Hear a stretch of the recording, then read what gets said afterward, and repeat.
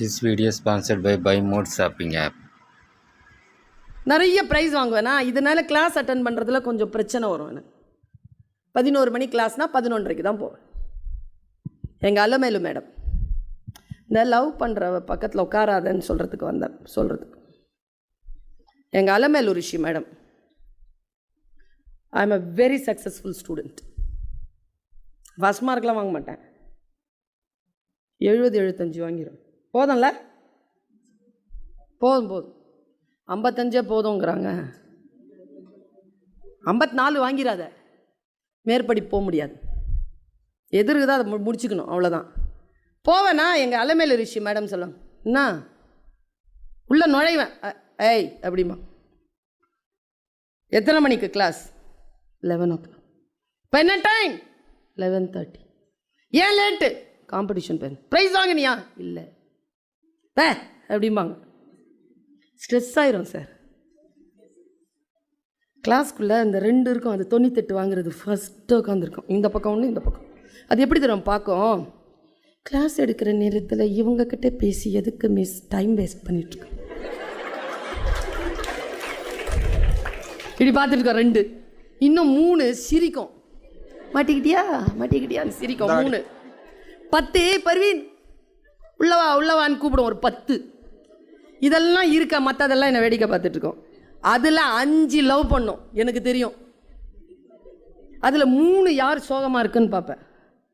அதில் 1 பாயிண்ட் வச்சு அந்த பெஞ்சுக்கு போவேன். பக்கத்தில் இருக்கிற பொண்ணை சொல்ல, தள்ளு அப்படிமா. அவள் தள்ளிடுவா. பக்கத்தில் உட்காருவேன். ஸ்ட்ரெஸ்ஃபுல்லாக இருக்குமா, எல்லாம் அவமானப்பட்டிருக்கிறேன்னா, எல்லார் முன்னாலேயும் அவமானப்பட்டிருக்காங்கன்னா, அவள் பக்கத்தில் உட்காந்து ஒரே ஒரு வார்த்தை தான் கேட்பேன். இதுதான் வாய்ஸா? ஏய் என்னடி ஆச்சு? 15 minutes நான் ஸ்டாப்பாக பேசுவா. பயங்கர என்டர்டெயின்மெண்ட்டாக பேசுவா. யார்கிட்டையும் அந்த மாதிரிலாம் நீ கேட்கவே முடியும். சோகத்தில் இருக்கிறாலாம் எல்லாத்தையும் சொல்லுவா. 15 மினிட்ஸ்க்கு அப்புறமா ஏந்திரிச்சிட்டு, சி வெக்கம் இல்லாமல் எல்லாத்தையும் சொல்கிற, அறிவில்லை உனக்கு, உன் பக்கத்தில் உட்காந்தா இதுதான் சிப்ப அப்படின்ட்டு முன்னால் போய் அந்த 98 பக்கத்தில் உட்காந்து பாடம் கேட்டு 75 வாங்கிடுவேன். இப்போ நான் இதை ஏன் சொன்னேன்?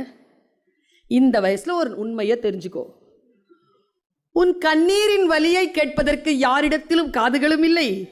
உன் கண்ணீரினுடைய சுமையை தூக்குவதற்கு எவளிடத்திலும் தோள்களும் இல்லை என்று இந்த வயதில் புரிந்து கொள்ளுகின்ற பொழுது சக்சஸ்னா என்ன, இமோஷனலாக எப்படி ஜெயிக்கிறதுன்னு தெரியும்.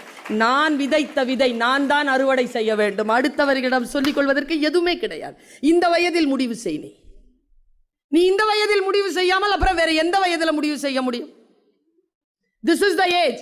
நான் ஒரு விஷயம் சொல்றேன், ஆழமாக உன் வீட்டில் போய் டைரியில் எழுதி வைத்துக்கொள். 17 வயது முதல் 25 வயது வரை நீ எதை செய்வாயோ வாழ்க்கை முழுவதும் அதைத்தான் செய்வாய். இந்த